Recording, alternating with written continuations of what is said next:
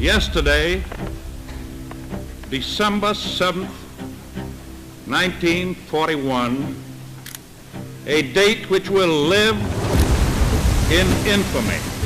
What if we went to war today, but we're facing an adversary that we've never faced before and never fought before? We'd have a lot to learn and a lot to lose. How can we see the fight before it takes place? To play out the possible scenarios, to see the possible outcomes before we take the risks, we play war games.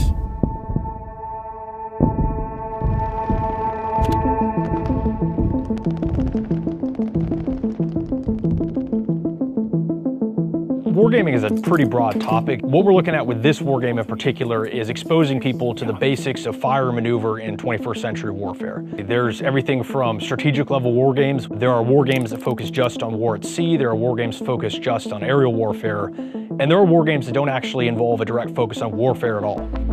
Luckily I have everything set up so I can change my radiuses. It's exercise for the mind. You learn pretty quickly that when success hinges on a roll of the dice, literally or metaphorically, you don't know how your plan's going to turn out. That process is what's valuable, what helps you win in an uncertain situation, not so much specific plan you come up with. Both of us are down. The enemy got the jump on us in the start, so it put us back by a lot of units in the beginning. So hopefully, assuming this turn doesn't go as well as it looks like it's going to, then maybe we can turn the tables on them. When you look at what's going on in the world today, the world is not getting safer, the combat environment is not getting any less complex, and we're asking more of Marines today than at any point in our nation's history in terms of the complexity of the situation, that even down to the Lance Corporal, that private first class, that private, what they have to think about when they're potentially preparing to go to combat. Gunner could at least get on one of these on high ground.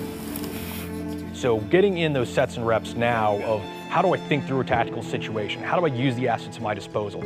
How do I face an enemy that may have unmanned aerial systems, that may have artillery, that may have air support of their own, is important in having them prepare for the 21st century fight.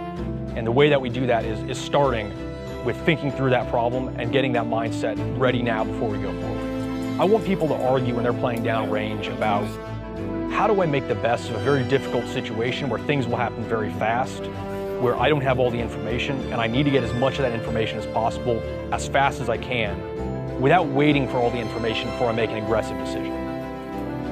The good news is Marines are adaptable. We learn from our mistakes, we learn from the enemy's mistakes, and we eventually get ourselves better to a point where we overcome the enemy. The problem is with real life environments and learning on the fly in a combat situation, the price you pay to learn is human blood, your own.